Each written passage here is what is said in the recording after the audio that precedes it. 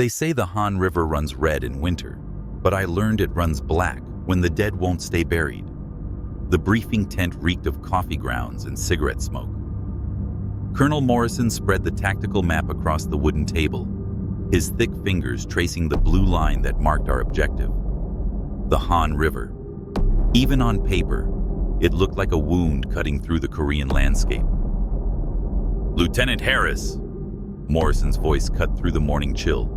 "Your squad will establish the bridgehead. Cross at 0200 hours, secure the far bank, and hold until the main force arrives at dawn." I nodded, trying to look confident. At 25, I was still the new guy, still the replacement officer who'd earned whispers after Chip Yong-ni. The rumors followed me like shadows, how I'd frozen when the Chinese hit our perimeter, how Sergeant Mills had to push me into action. Whether it was true or not didn't matter anymore. What mattered was proving them wrong. "Opposition?" I asked, studying the map. "Light. Intelligence suggests the enemy pulled back during the night, but stay sharp." Morrison's eyes met mine. "This crossing is critical for the division's advance. Don't let us down. Don't let us down." The words echoed in my skull as I walked toward the assembly point. My breath came out in white puffs, and the ground crunched beneath my boots. January in Korea felt like stepping into a meat locker. My squad was already waiting. 4 men who'd become my responsibility, whether I deserved it or not. Sergeant Bookman stood apart from the others, checking his rifle for the 3rd time. At 38, he was older than most enlisted men, with deep lines around his eyes, and a nervous habit of touching the small wooden cross he wore under his uniform. He'd been in Korea since the beginning, and the war had carved something hollow in his chest. "Morning, Lieutenant," he said without looking up. "Heard we're crossing the Han." "That's right, Sergeant. Problem?" Bookman's hands stilled on his weapon. "My grandmother was Korean, sir. Before she died, she told me stories about that river. Old stories." I felt heat rise in my cheeks. "We're not here for ghost stories, Bookman." "No, sir. Just saying the locals have their reasons for staying away from certain places." Private Chow sat on an ammunition crate, methodically sharpening his bayonet. 22 years old, Chinese-American, with quick hands and quicker eyes. He'd volunteered for every tunnel rat mission since arriving in-country. Something about tight spaces calmed him down. "What's the approach, Lieutenant?" Chow asked. "Rafts. We cross in the dark, establish defensive positions, and wait for dawn." Corporal Dykes laughed, but there was no humor in it. He was our machine gunner, built like a truck and twice as stubborn. 3 tours had taught him that officers came and went, but bullets stayed the same. "Another river crossing," he muttered. "Just like the Rhine, just like the Han last month. Always another damn river." PFC Lemieux looked up from his diary. Kid couldn't be more than 19, with soft hands that had never held anything heavier than a pencil before the Army got him. He wrote everything down: orders, conversations, the color of the sky. Like if he recorded it all, it might make sense later. "Write this down, Lemieux," I said. "Today, we show the enemy what the 24th Infantry can do." The words tasted false in my mouth, but they were the kind of words officers were supposed to say. The kind that might make the men believe their lieutenant knew what he was doing. We spent the afternoon preparing, checking equipment, studying maps, going over the plan until everyone could recite it backwards. Standard river crossing operation. Nothing we hadn't done before. But as evening approached, something felt wrong. The artillery barrage started at 2130 hours, right on schedule. Our guns hammered the far bank, sending up geysers of dirt and smoke. The sound was deafening, a continuous thunder that made my teeth ache. Standard pre-assault bombardment, designed to suppress enemy positions and cover our approach. What wasn't standard was the silence that followed. When the barrage lifted, the night went quiet. Not just quiet, empty.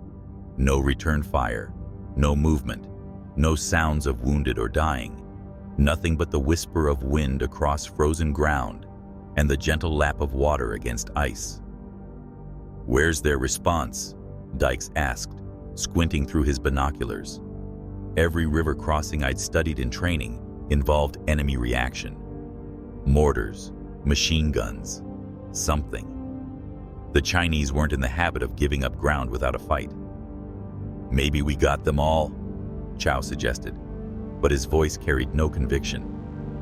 I raised my own binoculars and swept the far bank. The moonlight revealed abandoned positions, empty bunkers, nothing moving. But in the pale light, the river itself looked wrong. Too dark, too still, like black glass reflecting nothing. "Could be a trap," Bookman said quietly. "Pull back, let us get established, then hit us when we can't retreat." It made tactical sense. It's what I would have done. But something in my gut told me the enemy's absence had nothing to do with tactics. The rafts moved silently across the Han River, carried by a current that felt too warm for January. I'd expected ice, maybe frozen solid enough to walk across. Instead, the water lapped against our makeshift boats with an almost gentle touch, like fingers brushing against wood. We paddled in silence, following standard river crossing protocol. 4 men per raft, weapons ready, eyes scanning both banks. The mist had started rising just as we pushed off, thick tendrils that seemed to follow us across the water. "Current strange," Chow whispered from the raft beside mine. He was right. The water pulled us downstream, then pushed us back, like something beneath the surface couldn't make up its mind about our direction. I dipped my fingers into the river and immediately pulled them back. The water was warm, not just unfrozen, actually warm, like bath water, in the middle of a Korean winter.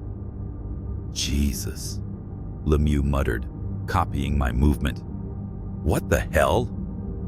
"Quiet," I hissed, but my own voice carried more unease than authority. The far bank emerged from the mist like something from a fever dream. What should have been enemy positions looked abandoned, not destroyed. No blast craters from our artillery barrage. No bodies. Just empty bunkers with their firing ports gaping like dead eyes. We beached the rafts and immediately established a defensive perimeter. Standard procedure, drilled into us until it became instinct. But as we moved through the abandoned positions, instinct started sending different signals. Blood. Not the spray pattern you'd see from artillery hits or small arms fire. This was different. Pools of it, still tacky despite the cold. Drag marks leading toward the river, as if something had pulled the defenders away. But no bodies, no equipment, no brass casings from returned fire. "Sarge!" Dykes called from an enemy machine gun nest. "You need to see this." The position commanded a perfect field of fire across our crossing point. A single gunner could have torn us apart in the water. But the gun was gone. The sandbags soaked in blood that reflected the moonlight like dark mirrors. "How did we make it across?" Chow asked, the question we were all thinking. I tried raising headquarters on the radio. Static answered me, punctuated by what sounded like voices speaking in languages I didn't recognize. Not Chinese, not Korean, something older. "Atmospheric interference," I told the squad, but the explanation felt hollow. We moved deeper into the abandoned positions, following a network of trenches that led away from the river. Every step took us further from our planned defensive line, but something kept pulling us forward, like following breadcrumbs in a fairy tale, except the trail was made of blood and led into darkness. "Lieutenant," Bookman's voice carried a warning. "We should fall back to the water, set up our perimeter like the plan called for." He was right. We were compromising our mission, chasing ghosts instead of securing the bridgehead. but the blood trail led to a series of carved symbols on the trees at the edge of the position. Fresh cuts in the bark, still weeping sap. Not Chinese characters, not Korean Hangul, something else entirely. "What do you make of these?" I asked Bookman. His face went pale in the moonlight. "My grandmother showed me marks like this once, said they were warnings, boundaries that shouldn't be crossed." "Warnings about what?" Before he could answer, Lemieux's voice cut through the night. "Contact, movement by the river." We turned to see shapes moving in the mist where we'd left our rafts. Human shapes, but wrong somehow. Too tall. Moving too smoothly across ground that should have made them stumble. I raised my rifle, trying to get a clear sight picture, but the mist kept shifting. One moment I could see distinct figures. The next, there was nothing but fog and shadow. "Challenge them," I whispered to Chow. "Halt, identify yourselves." Chow's voice carried across the water. The shapes stopped moving. For a long moment, the night held its breath. Then one of them called back. "Easy, company, don't shoot. We're Americans." The voice was clear, unaccented English. But Easy Company was supposed to be 15 miles south, supporting a different crossing. And something about the voice itself bothered me. Too perfect, like an actor reading lines. "What's your unit designation?" I called back. A pause that lasted too long. Then, 2nd Battalion, 27th Infantry. We got separated from our unit. I felt Bookman's hand on my arm. "Sir," he whispered, "the 27th got pulled back to Seoul 3 days ago. They're not in this sector." The shapes in the mist began moving again, but now they seemed to be circling our position. Still too indistinct to get a clear shot, but definitely coordinated movement. "Fall back to the trenches," I ordered. "Defensive positions." As we moved, I caught glimpses of the figures through breaks in the fog. They wore American uniforms, carried American weapons. But they moved like predators stalking prey, and their voices when they called out carried no warmth, no recognition. Just perfect mimicry of words without understanding their meaning. We settled into the enemy trenches as the mist thickened around us. The radio continued crackling with voices in unknown languages, and somewhere in the distance, I could hear breathing that didn't match any of my men. The warm water of the Han River lapped against the bank behind us, but crossing back was no longer an option. The current had turned, flowing upstream against all natural law, and our rafts were nowhere to be seen. We were cut off on the far bank, surrounded by things that wore familiar faces, but felt wrong in every way that mattered. And the night was just beginning. The first voice came just after midnight. "Help me! Oh God! Somebody help me!" Clear American English, desperate and terrified. It echoed across the water from somewhere behind us, back toward our own lines. But that was impossible. No Americans should have been on the south bank except us. I pressed the radio handset to my ear, trying to cut through the static. "Base. Actual. This is Bravo 17. Do you have any units in our area of operation?" The static seemed to pulse with a rhythm that didn't match any electronic interference I'd heard before, almost like breathing. When the response finally came, it was fragmented, words cutting in and out like a bad phone connection. "Bravo. Negative. No units. Your sector. Maintain position. Copy. Base actual. Bravo 17 out." But the voice came again, closer this time. "Please. They're all dead. I'm the only one left."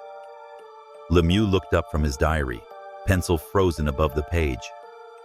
"Should we respond, sir?" Standard operating procedure said yes.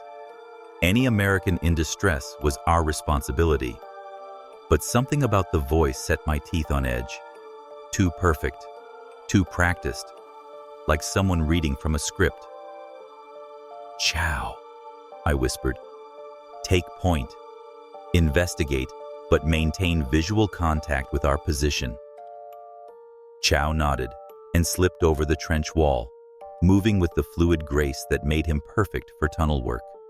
In the mist, he became just another shadow among many. Minutes passed. 5, 10. The voice called out again, but from a different direction now. "I can see lights. Are you Americans? Please help me." "Chow, report," I whispered into my radio. Static answered me. "Chow, come in." More static. But underneath it, I could swear I heard whispering in a language that hurt my ears to process. 20 minutes later, Chow materialized out of the fog like he'd been formed from it. But something was wrong with his movement. He walked too slowly, like a man sleepwalking, and his eyes had a glassy quality that reflected the moonlight. "Report, Private," I said. Chow blinked several times, as if trying to remember where he was. There was no one there, sir. Just fog. But what? I found boot prints, American boots, leading down to the water and then stopping, like whoever made them just walked into the river and disappeared. How long were you gone? Chow's brow furrowed. Gone? I just left. Maybe 5 minutes. I checked my watch. He'd been missing for over an hour. Chow, it's over 1:30 hours. You left at midnight. The confusion on his face was genuine. That's not possible, sir. I remember leaving, walking maybe 50 yards, finding the prints, and coming straight back. Bookman crossed himself. Missing time, he muttered. My grandmother told stories about that too. Spirits that steal hours from your life, leave you standing in places you don't remember going. Enough with the ghost stories, I snapped, but my voice carried less conviction than before. That's when we noticed the symbols. They were carved into the trench walls around us. Fresh cuts in the wood and earth. Symbols that definitely hadn't been there when we'd first taken position. But none of us remembered seeing anyone carve them. None of us remembered the sound of knives working against wood. The same symbols we'd seen on the trees. Warning markers that Bookman claimed were territorial boundaries. When did these appear? I asked. 4 blank stares answered me. We'd all been watching, all been alert, but somehow these markings had appeared without any of us noticing. Maybe they were always there, Lemieux suggested. Maybe we just didn't see them in the dark. But I'd made a point of examining every inch of these trenches when we'd first occupied them. Standard tactical assessment. These symbols were new. The voice came again, but this time it was different, closer, and it was using our names. Lieutenant Harris? Sergeant Bookman? Where are you guys? Ice formed in my stomach. The voice was American, familiar even, but I couldn't place it. It sounded like someone I should know, someone who had every right to be looking for us. That's Williams, Dykes said suddenly. From Charlie Company. What's he doing here? But I knew Charlie Company's roster. There was no Williams. There never had been. You know a Williams in Charlie Company? I asked. Dykes' certainty wavered. Yeah. Tall guy. From Ohio. We played cards last week. But even as he spoke, confusion clouded his features. Or maybe that was someone else. The fog around us seemed to pulse with each call. Harris! Bookman! We got separated from the main unit. Fire a flare so we can find you. Standard procedure would be to fire the flare. Help American soldiers find their way to safety. But every instinct I developed as a soldier was screaming warnings. Nobody fires anything, I ordered, and nobody responds to those calls. But sir, if they're Americans, they're not. The certainty hit me like a physical blow. Whatever's out there, it's not American. As if responding to my words, the voice changed. Still speaking English, still using American military terminology, but the rhythm was wrong now. The inflection was off, like someone who'd learned the language perfectly but had never felt the emotions behind the words. Harris, Bookman, Chow, Dykes, Lemieux. Our names, spoken like a roll call. But there was something hungry in the pronunciation, something that suggested the speaker was tasting each syllable. We know you're there. We can smell your fear. That wasn't something any American soldier would say. That was something else entirely. The radio crackled to life with our own voices. Conversations we'd had earlier, played back with perfect accuracy. But mixed in were words we'd never spoken, orders we'd never given, confessions we'd never made. I should have died at Chip Yong Ni instead of Mills, came my own voice through the static. I'm not fit to lead these men. I'd never said those words aloud, but I'd thought them. Every day since taking command, I'd thought them. The others were hearing their own secrets broadcast back at them. Chow's admission that he volunteered for tunnel duty because he was afraid of open ground. Dykes' confession that he'd been having nightmares about his dead brother. Lemieux's fear that he'd never see home again. Private thoughts, spoken in our own voices, transmitted over military radio frequencies that should have been secure. How is this possible? Lemieux whispered. Bookman's answer came in a voice heavy with resignation. We're not on American soil anymore, son. We crossed something more than just water when we came over that river. Dawn came without sunrise. The sky lightened to a sickly gray that made everything look washed out, like an overexposed photograph. But it gave us enough visibility to see what we'd missed in the darkness. The machine gun nest Dykes had found wasn't just bloody, it was impossible. In daylight, I could see the tactical situation clearly. The position commanded perfect fields of fire across our entire crossing point. A single gunner with that weapon could have cut down my entire squad before we'd made it halfway across the river. The angles were perfect, the range was ideal, and there was no cover between the water and the bank. Explain to me how we made it across, I said to nobody in particular. Dykes ran his hands along the gun mount where the weapon should have been. This position was manned when we crossed, had to be. Look at this. He was right. The sandbags were still arranged for active combat. Ammunition boxes were stacked within easy reach. Personal gear was scattered around the position. A half-eaten meal. Cigarettes still smoldering in an ashtray made from a C-ration can. But no gun, no gunner. Just blood soaked so deep into the wooden floor that it had turned black. Blood's fresh, Chow observed, kneeling beside one of the larger stains. Maybe 6 hours old, still tacky, which meant it had been spilled around the time we'd started our crossing, right when this position should have been actively engaging us. I pulled out my compass to get our bearings and froze. The needle was spinning slowly, unable to find magnetic north. As I watched, it made 3 complete rotations before settling on what should have been due west. Equipment malfunction, I muttered, but I tried Bookman's compass with the same result, and Chow's. All of our navigation equipment was giving us impossible readings. The radio was worse. When I tried to raise headquarters, the static resolved into what sounded like combat reports, but not from any unit I recognized, and not from any war I'd fought in. Tiger tanks advancing on our position. Need immediate artillery support on grid reference. Japanese infantry infiltrating from the north. Estimate company strength. Chinese human wave attack beginning. They're everywhere. Falling back to secondary positions. Combat reports from World War II, Korea, and conflicts that hadn't happened yet. all mixing together on frequencies that should have carried only our communications with division headquarters. "Sir," Lemieux said quietly, "look at this."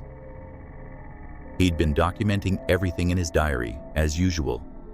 But when he showed me the pages, the handwriting wasn't his. Same pencil, same paper, but the words were written in a flowing script that looked nothing like his careful block letters. "The water runs upstream at night. The voices know our names. We should not have crossed. The boundaries were marked, but we ignored them. Now we are part of something older than the war." "I didn't write this," Lemieux said, his voice rising toward panic. "I swear I didn't write this." But it was his diary, his pencil, and the words were on pages that had been blank when I'd seen him writing the night before. "What do you remember writing?" I asked. "Combat observations, tactical notes, normal stuff." He flipped through the pages, growing more agitated. "But it's all... This isn't what I wrote. None of this is what I wrote." Every page contained observations we hadn't made, descriptions of events we hadn't witnessed, warnings about things we hadn't encountered, all in handwriting that belonged to none of us. That's when Dykes started laughing. Not the bitter laugh he'd given earlier. This was different, high-pitched, on the edge of hysteria. He was staring at something beyond the machine gun nest, something I couldn't see. "Dykes, report." "My brother," he said through the laughter. "I can see my brother. He's waving at me from the tree line."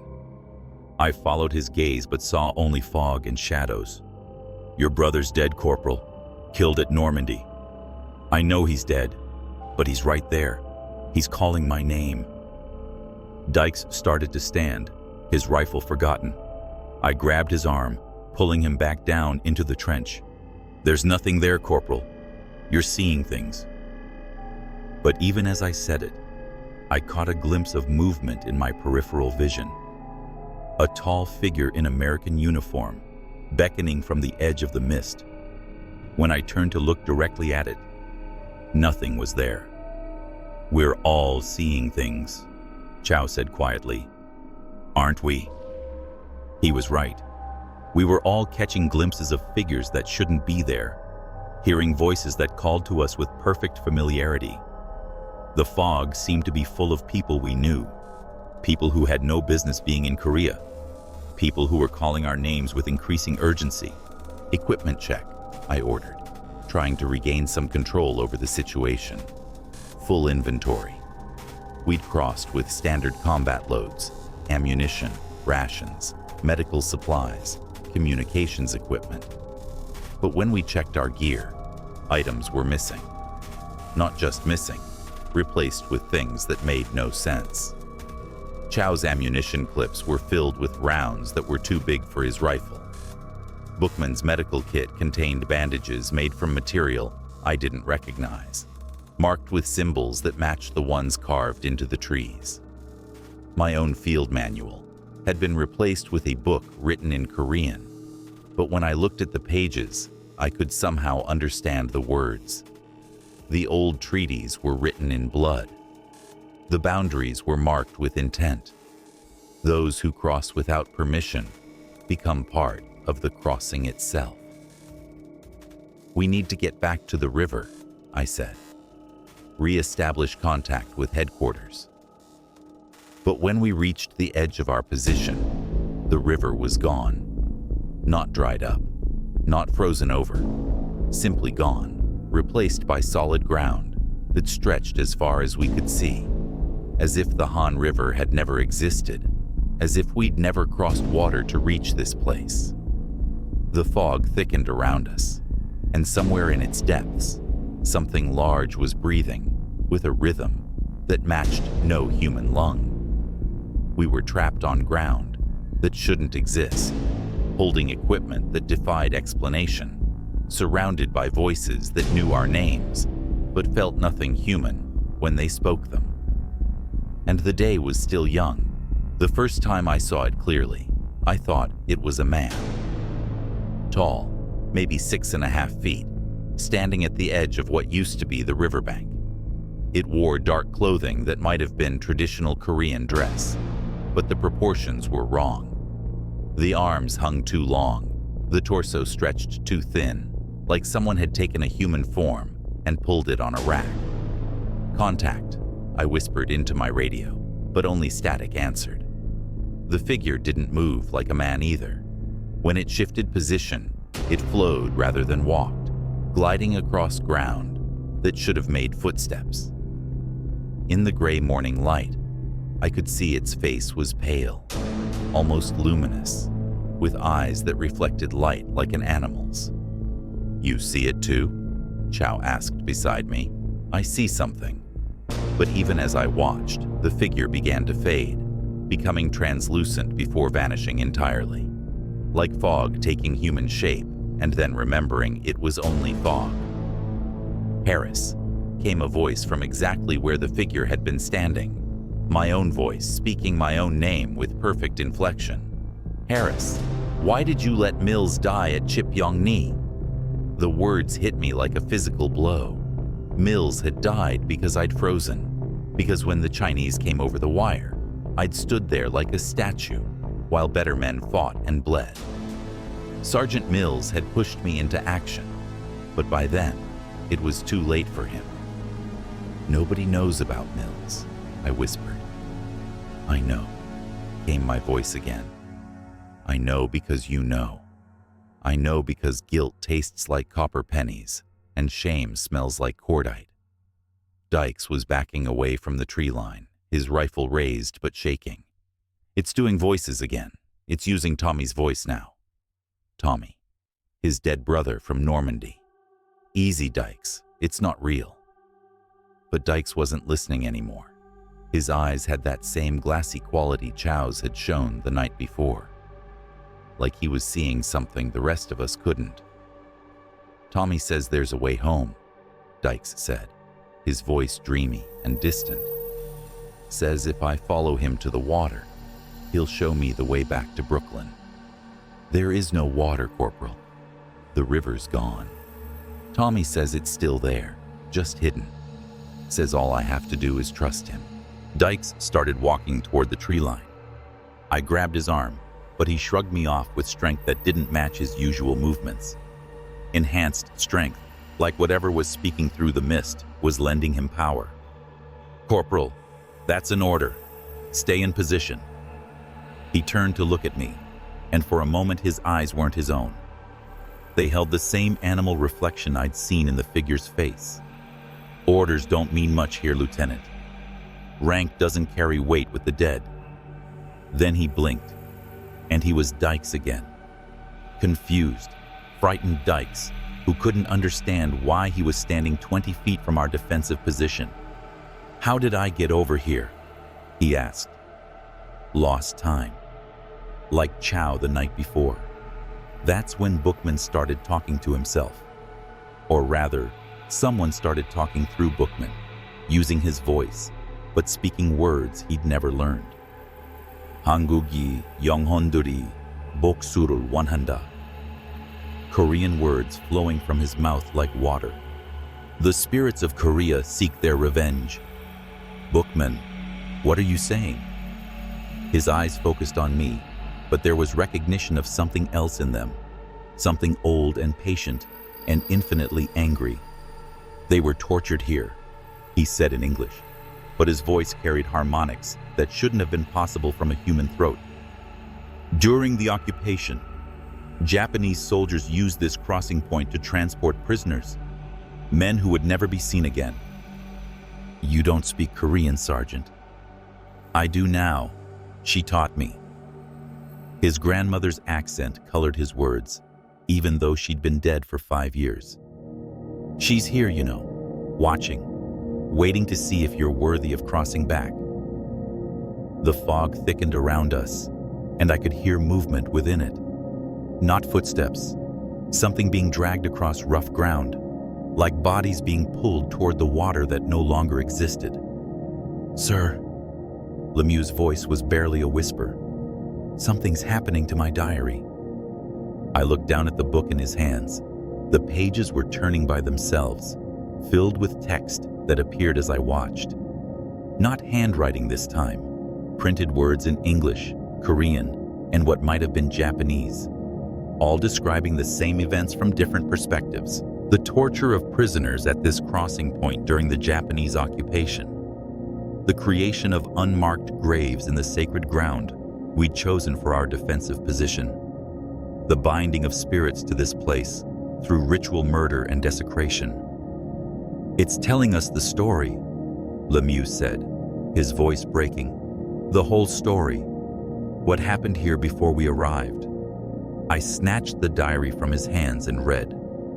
The English passages were clear enough.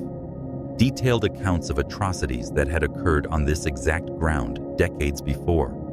Prisoners forced to dig their own graves. Sacred burial sites desecrated and used as execution grounds. A local hunter who tried to protect the sacred places and been tortured to death for his defiance. The hunter's name appeared repeatedly in the text. Kim Yeon-soo. A man who'd known these hills and rivers like his own body, who'd guided resistance fighters against the Japanese occupation, who'd died refusing to reveal the locations of other sacred sites. "He's still here," I said, understanding flooding through me like ice water. The hunter, he never left. As if responding to his name, the figure appeared again at the edge of our vision. Clearer this time. More solid. I could see the traditional Korean hunting outfit, the long knife at his belt, the ropes and snares that marked his profession. But I could also see what had been done to him. His body showed signs of prolonged torture, burns, cuts, twisted limbs that had been broken and healed wrong. His face was a ruin of scar tissue, but the eyes were alert and intelligent, and filled with a rage that had been burning for decades. "Kim Yeon-soo," I called out. The figure stopped moving, turned to face me directly for the first time.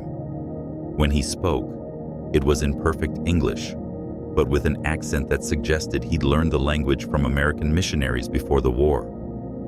"You have violated the sacred ground," he said. "You have brought weapons to a place meant for rest. Now you must pay the price all trespassers pay. We didn't know. We're soldiers following orders." The Japanese soldier said the same thing. His laugh was like wind through dead leaves. "Orders do not excuse desecration. Ignorance does not forgive violation." He began moving toward us, and with each step he became more solid, more real. I could smell him now, earth and decay and the metallic scent of old blood. His footsteps made no sound, but the ground beneath our feet began to vibrate with each stride. "What do you want?" I asked. "Justice, recognition, an end to the endless crossing of unmarked graves by men who care nothing for what lies beneath their boots." Behind him, other shapes began emerging from the fog. The prisoners who died here, the resistance fighters who'd been betrayed and executed, decades of the dead, all bound to this place by violence and injustice. But they weren't the shambling corpses of movie horror. These spirits moved with purpose, with intelligence, with a coordinated plan that spoke of military organization. The hunter had been training them, preparing them, waiting for the right moment to strike back at those who turned sacred ground into a battlefield. "How many?" Chow whispered. I tried to count, but the numbers kept shifting. Dozens, maybe hundreds, all focused on our small squad with the intensity of predators who'd finally cornered their prey. "We need to move," I said. "Fighting retreat to." "There is nowhere to retreat to," the hunter interrupted. "The boundaries have been closed. The crossing has been sealed. You are part of this place now, just as we are." He was right. When I looked back toward where the river should have been, there was only solid ground stretching to the horizon. No water, no way back to our own lines. We were trapped on an island of haunted earth with spirits who had every reason to hate living soldiers. The hunter raised his hand, and the other spirits began moving toward us in perfect coordination. Not a mob, but a military unit executing a planned assault. "Defensive positions," I ordered, but my voice carried no conviction. How do you fight enemies who've been dead for decades? How do you kill something that's already been killed multiple times over? The hunter smiled, revealing teeth that had been filed to points during his torture. "Now you will learn what your kind taught us about crossing boundaries without permission." They came at us like smoke given form and malice. The first attack wasn't physical. It was Chow's voice calling from 3 different directions simultaneously, each one begging for help, each one perfectly mimicking his speech patterns and emotional inflections. "Lieutenant, they got me. I'm hit bad. Harris, over here. I found a way out. Sir, the radio's working. I made contact with headquarters." 3 different emergencies, 3 different directions, each one tugging at my instincts to help my men. But Chow was right beside me in the trench, his face pale with terror as he listened to his own voice being used against us. "Don't listen," I ordered. "Whatever you hear, whatever they promise, it's not real." But even as I spoke, I could feel my own resolve wavering, because mixed in with Chow's voice were others. Sergeant Mills from Chipyong-ni, calling my name with disappointment. My father, asking why I'd abandoned my responsibility to my men. Voices from my past, perfectly reproduced, but twisted with malice. "The psychology is simple," Bookman said, but his voice carried that harmonic quality again, like multiple people speaking through his throat. "Guilt makes excellent bait. Shame is an excellent hook. You've been carrying both since Chipyong-ni." "Shut up, Sergeant. I'm not speaking, sir. Haven't said a word in the last 5 minutes." I looked at him. His mouth was closed, had been closed, but his voice continued speaking words that came from somewhere else. The hunter learned interrogation techniques from his Japanese captors. Pain of the body, yes, but pain of the spirit is more effective. Make a man doubt himself, and he'll destroy himself without any external help required. The hunter materialized behind Bookman, close enough that I could see the details of his torture scars. Burns from cigarettes and heated metal. Cuts that had been made slowly, precisely, designed to cause maximum pain without killing quickly. "Your sergeant understands," the hunter said. His grandmother told him stories, but she didn't tell him everything. She didn't tell him about the techniques we learned, the ways to make living men join the ranks of the dead without killing their bodies first. He reached out with one elongated finger and touched Bookman's forehead. My sergeant's eyes rolled back, showing only white, and when he spoke again, it was in Korean. But somehow, impossibly, I understood every word. "We are the guardians of the boundary between worlds. We were made guardians through torture and death, bound to this place by injustice and pain. Now you will join us. Now you will understand what it means to guard sacred ground." "Bookman!" I shook his shoulder, but his body was rigid, unresponsive. That's when Lemieux screamed. Not a shout of fear or surprise. A scream of absolute terror that came from somewhere deeper than conscious thought. When I turned toward him, he was staring at his diary, holding it like it had burst into flames. "The pages," he gasped. "They're writing themselves. Our deaths. It's describing our deaths in detail." I grabbed the diary from his shaking hands. The pages were indeed filling themselves with text, but not printed words this time. Handwriting in what looked like fresh blood, describing events that hadn't happened yet. "Lieutenant Harris will be the last to die. The hunter has special plans for officers who lead their men into sacred ground. First, he will watch his squad join the ranks of the dead. Then he will experience what the hunter experienced during his own crossing from life to death. The description that followed was detailed, methodical, clinical, like a medical textbook written by someone with an intimate knowledge of human anatomy and an artistic appreciation for suffering. "It's not real," I said, but my voice shook. "Future events, possibilities, not certainties." But even as I spoke, I could see movement in my peripheral vision. Dykes was walking away from our position again, his rifle abandoned, his movements that same dreamy quality we'd seen before. "Dykes, get back here!" He turned to look at me, but his face wasn't his own anymore. The features were Dykes, but the expression belonged to someone else. Someone younger, wearing a uniform from a different war. "Hello, Johnny," he said in a Brooklyn accent that wasn't quite right. "Miss me?" "Tommy," his dead brother, speaking through Dykes' mouth. "You're not Tommy," I called back. "Tommy died at Normandy." "I did die at Normandy. Took 3 days, stomach wound, no medic, calling for Johnny until my voice gave out." The thing wearing Dykes' face smiled with cruel satisfaction. "But I'm here now. We're all here now.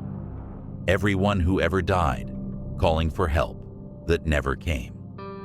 Dykes, or the thing controlling him, began walking toward the tree line where more spirits waited. I could see them now, dozens of figures in various uniforms from various wars. American, Japanese, Korean, Chinese, all united in death, all focused on us with predatory intensity. "The hunter collects soldiers," Bookman said in his own voice, though his eyes remained white. "Every army that's crossed this ground has left him recruits. Soon you'll understand the honor of joining such an elite unit."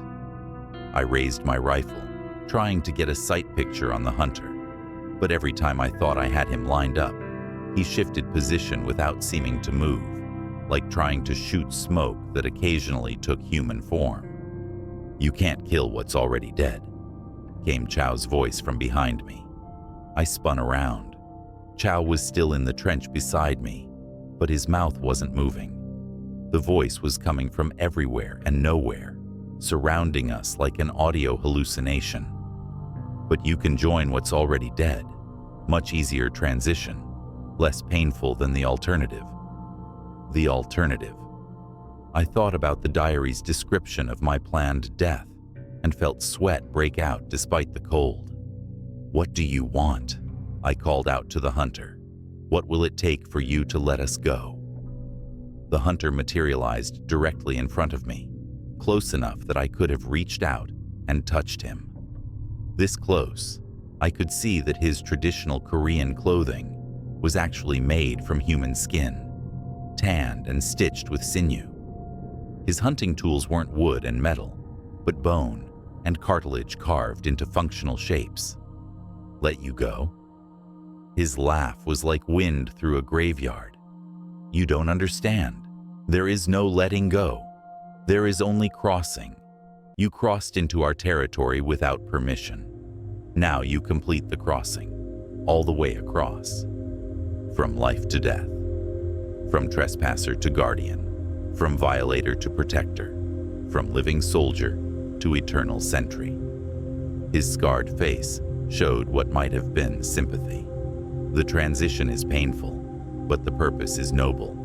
You will help ensure that no more armies desecrate sacred ground." Behind him, I could see the spirits of dead soldiers taking positions around our trench. Professional military movement, coordinated and disciplined. They weren't mindless undead. They were a military unit under the command of a hunter who'd learned tactics from decades of observing armies. "How many?" I asked. "How many armies have crossed this ground in the last century?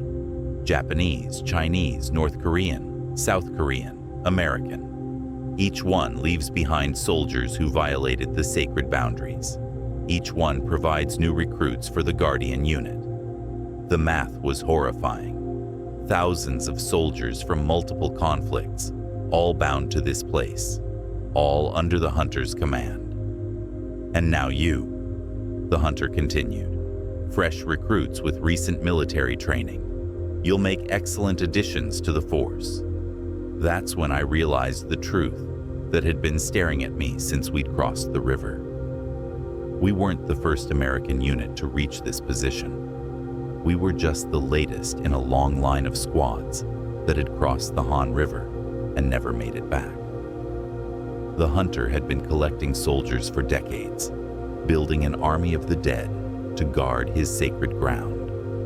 And we were about to become the newest members of his eternal unit. The vision hit me like artillery fire, sudden, overwhelming, and impossible to ignore. I was Kim Yon-soo, the hunter, kneeling in mud that had been turned red with my own blood. Japanese soldiers surrounded me, their faces twisted with frustration and sadistic pleasure. They'd been working on me for 3 days, trying to make me reveal the locations of other sacred sites where resistance fighters had hidden weapons and supplies. I felt his pain as if it were my own. The burning cigarettes pressed into flesh, the methodical breaking of fingers and toes, the precise cuts designed to cause maximum agony without granting the mercy of death. And through it all, the questions spoken in broken Korean. Where are the other sacred places? Where do the rebels hide?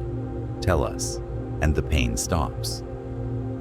But Kim Yon-soo never told them, even as they peeled skin from his body like bark from a tree, even as they forced him to watch them execute prisoners on ground that had been consecrated by centuries of reverence, even as they made him dig graves in earth that his ancestors had blessed.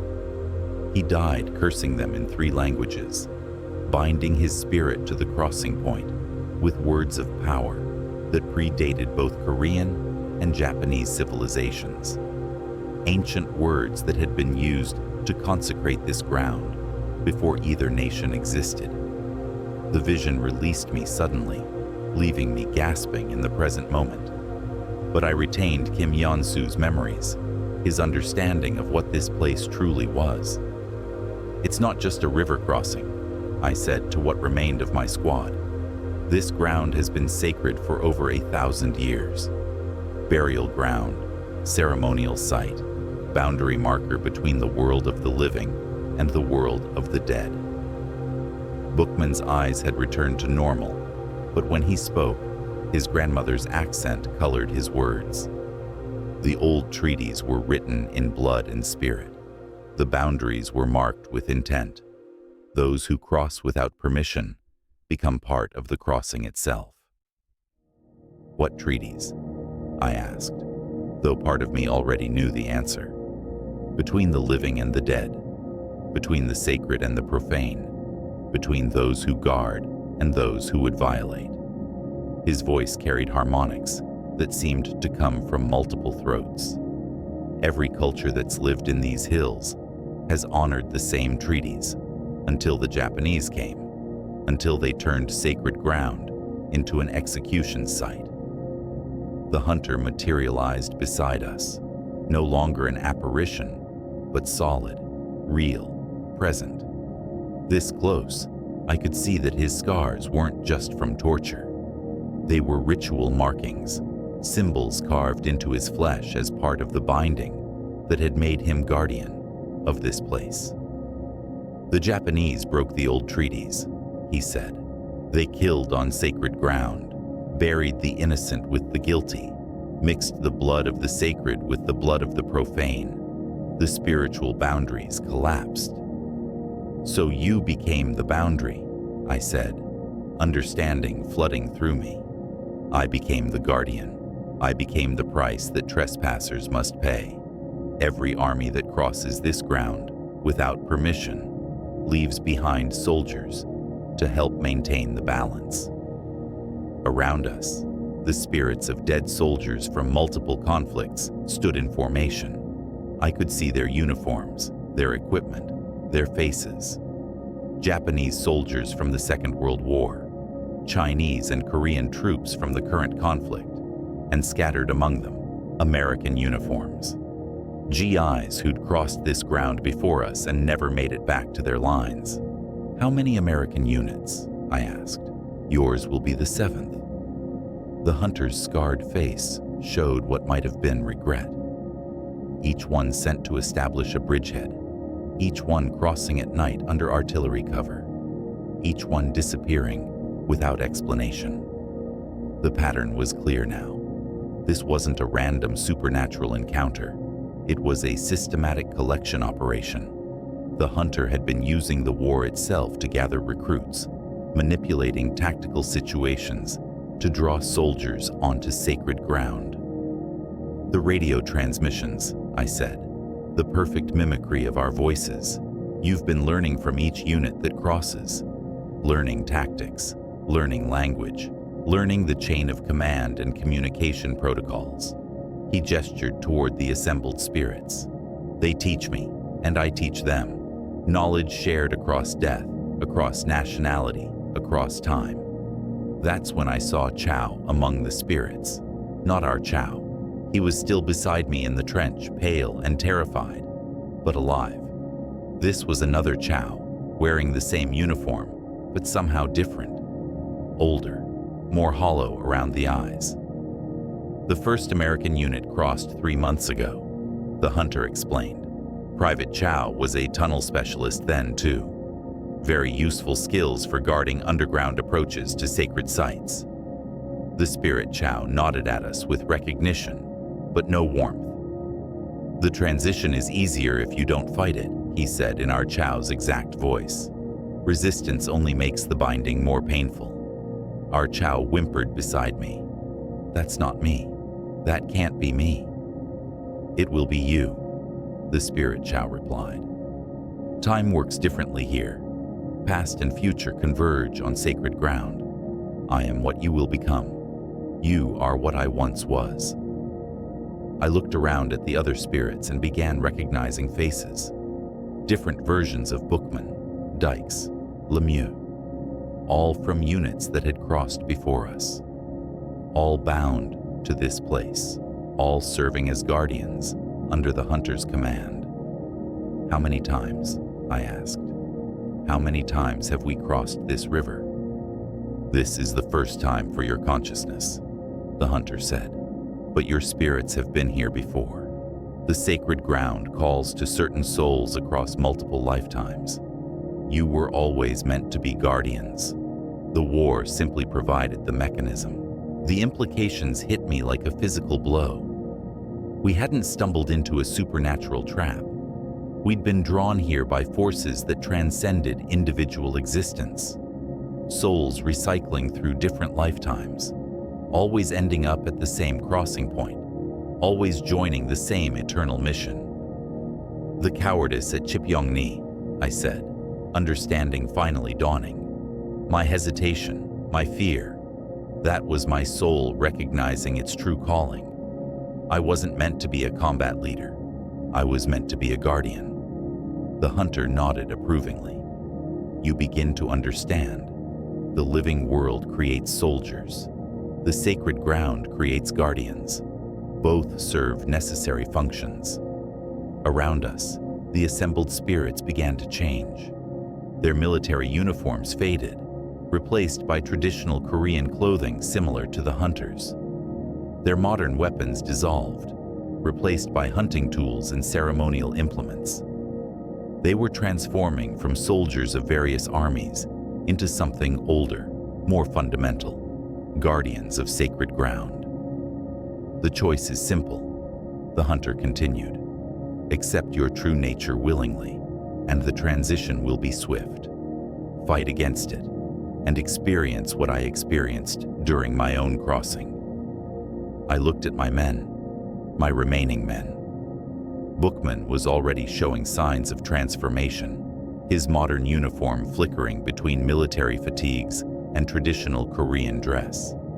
Lemieux was staring at his diary, watching as the pages filled themselves with text written in languages he'd never learned, but somehow understood. Only Dykes seemed unchanged, but that was because he was no longer present. The thing wearing his face was his brother Tommy, grinning with malicious satisfaction. "Johnny always was the stubborn one," Tommy said. "Took 3 days for him to die at Normandy because he wouldn't accept that his time was up.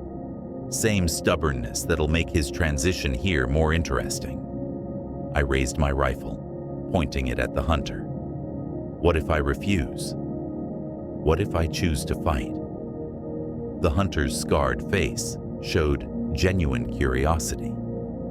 "Then you become a cautionary tale instead of a guardian. Your pain becomes an example to future trespassers. Your suffering becomes part of the boundary itself. And my men will complete their transitions with or without your cooperation. But their process will be gentler if you accept your role as their leader in death as well as life." The choice was impossible.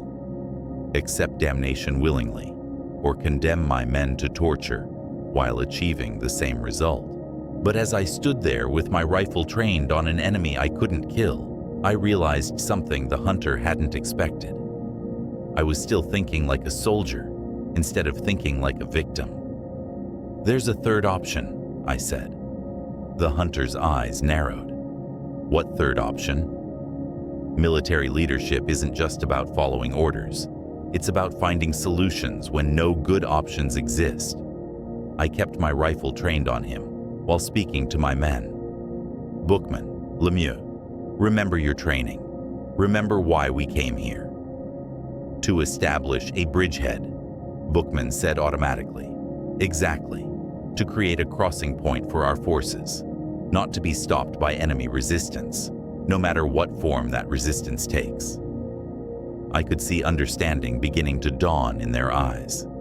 We were still soldiers, even here, even surrounded by the supernatural. Our mission parameters hadn't changed just because our enemy wasn't human.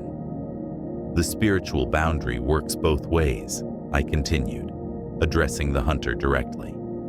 "You're bound to this ground just as completely as you want to bind us. You can't leave. You can't pursue. You can only defend." The hunter's confidence flickered for the first time. "You cannot escape sacred ground once you've violated it. We're not trying to escape. We're trying to complete our mission." I raised my voice, calling out to the assembled spirits in the command tone I'd learned at officer candidate school. "All personnel, attention. You are soldiers first, regardless of nationality or time of service. Remember your oaths. Remember your duty to protect the innocent." The spirits hesitated, confusion rippling through their ranks. They'd been soldiers before they'd been guardians. Military discipline ran deeper than supernatural binding. "The sacred ground has been used as a battlefield for decades," I continued. "Every conflict, every violation, every desecration has weakened its spiritual integrity. You're not guarding sacred ground anymore. You're guarding a wound that won't heal." The hunter snarled, his facade of civilized negotiation dropping away. "Silence. You understand nothing. I understand that you've become part of the problem instead of part of the solution. You've turned sacred ground into a collection point for dead soldiers. You've made it a weapon instead of a sanctuary." The truth of it resonated through the assembled spirits. I could see doubt in their faces, recognition of what they'd become versus what they'd intended to be. "The only way to restore the sacred ground is to stop the cycle," I said. "No more collections, no more binding. Let the dead rest, and let the living pass." The hunter lunged at me with inhuman speed, but I was ready. After all, I'd been learning his lessons about crossing boundaries, and I'd decided it was time to teach him a few lessons about military tactics. The rifle shot echoed across the sacred ground, like thunder, breaking the silence of a cathedral. But I hadn't pulled the trigger. The hunter staggered backward, a look of genuine surprise crossing his scarred features. Behind him, the spirit of the first American Chow, lowered a rifle that shouldn't have been able to affect the supernatural. Military discipline runs deeper than death, the Spirit Chow said in our Chow's voice. And some orders transcend the boundaries between worlds. The assembled spirits were turning on their commander. Decades of military training, buried beneath supernatural binding, were reasserting themselves.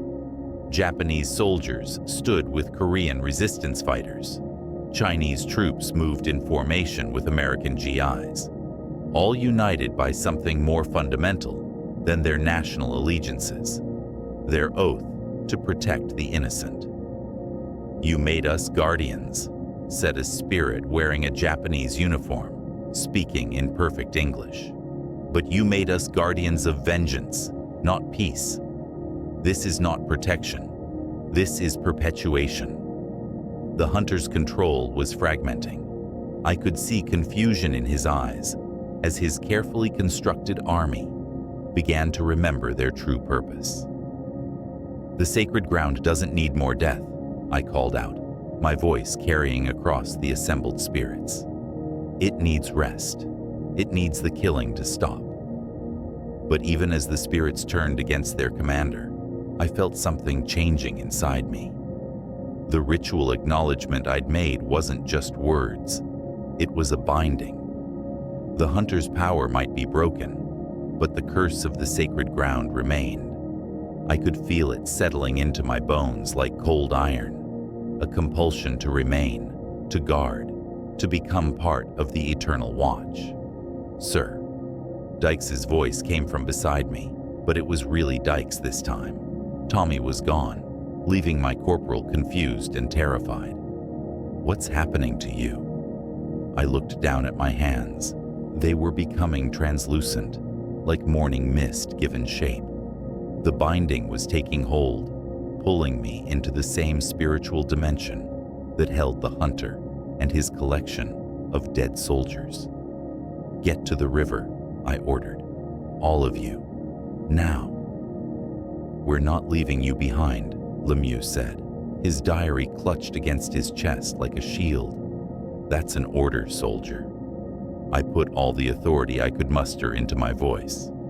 "The crossing is open. The spirits are distracted. Get back to our lines and report what happened here." They hesitated, and I knew they could see what was happening to me. How I was fading, becoming something between the living and the dead. "Tell them the bridgehead is secured," I said. "Tell them the crossing is safe for the main force." It was true in a way. The hunter's control was broken. The spirits were remembering their humanity. The sacred ground might finally know peace. But someone had to stay. Someone had to make sure the binding held. Someone had to accept the price of leadership when the mission demanded everything. "Go," I whispered, and this time they obeyed. I watched my remaining men disappear into the mist, heading for a river that would carry them back to the world of the living. Behind me, the assembled spirits were dispersing, finally free to find whatever peace awaited them beyond the boundaries of sacred ground. The hunter stood alone now, his power broken, his army disbanded. He looked at me with something that might have been gratitude.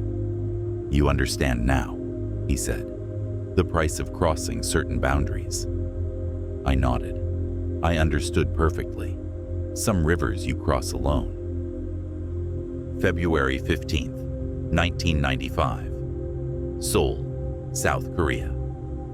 The hotel room smelled like old cigarettes and disappointment. I'd been coming back every winter for 44 years, drawn by a compulsion I couldn't explain to anyone who hadn't been there. The official records were classified, of course. Mission failure. Personnel lost to enemy action. Surviving members treated for combat stress disorder and transferred to different units.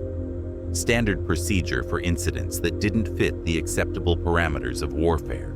Dykes had lasted 6 months before drinking himself to last breath in a bar in Oakland. Lemieux made it through 2 years before stepping in front of a truck in Detroit. Both died ruled accidental, but I knew better. Some crossings leave marks that time can't heal. I opened my laptop and began typing the same report I'd been writing for decades. Variations on the truth, attempts to warn others, stories disguised as fiction because nobody would believe the reality. The cursor blinked on the screen like a heartbeat. They say the Han River runs red in winter, but I learned it runs black when the dead won't stay buried. My fingers moved across the keys with practiced ease, telling the story again. The crossing, the hunter, the sacred ground that demanded its price. Each telling was slightly different, adapted for different audiences, different times, different wars. But the core truth remained the same. Some boundaries shouldn't be crossed without understanding the cost. The radio beside my bed crackled to life, tuned to a frequency that shouldn't have carried any transmissions.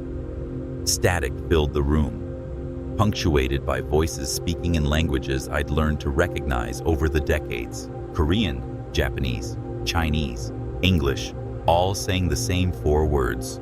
"We're still here, sir." I closed the laptop and walked to the window. Seoul sprawled below me, a modern city built on ancient ground. Skyscrapers rose where sacred sites had once marked the boundaries between worlds. The Han River flowed through it all, carrying its secrets toward the sea. But some secrets refused to stay buried. Tomorrow, I would drive north to the old crossing point. I'd done it every February 15th for 44 years, compelled by something deeper than memory. Each year, the site looked more normal, more mundane. A simple river crossing where nothing remarkable had ever happened, except for the radio transmissions that still emanated from the exact coordinates of our old defensive position. 4 words, repeated nightly at 0200 hours. The same time we'd made our crossing all those decades ago. "We're still here, sir." Sometimes I wondered if I was the one being warned, or if I was the one doing the warning. Sometimes I wondered if there was any difference. The thing about crossing certain rivers is that you never really reach the other side. Part of you remains forever in the water, flowing between what was and what might have been. Leadership isn't just about bringing your men home. Sometimes it's about making sure they stay there. I turned off the radio and tried to sleep, knowing that tomorrow I would make the crossing again. Not physically. Those days were long past, but spiritually, emotionally, carrying the weight of command across decades and dimensions. Some battles never truly end. Some crossings change you forever. And some prices are worth paying, even when you're the only one left to remember why. The thing about crossing certain rivers is that you never really reach the other side.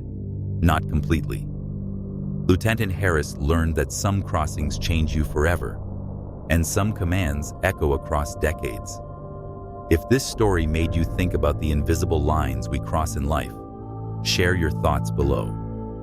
And remember to subscribe, because every week we explore the spaces between what's documented and what's true.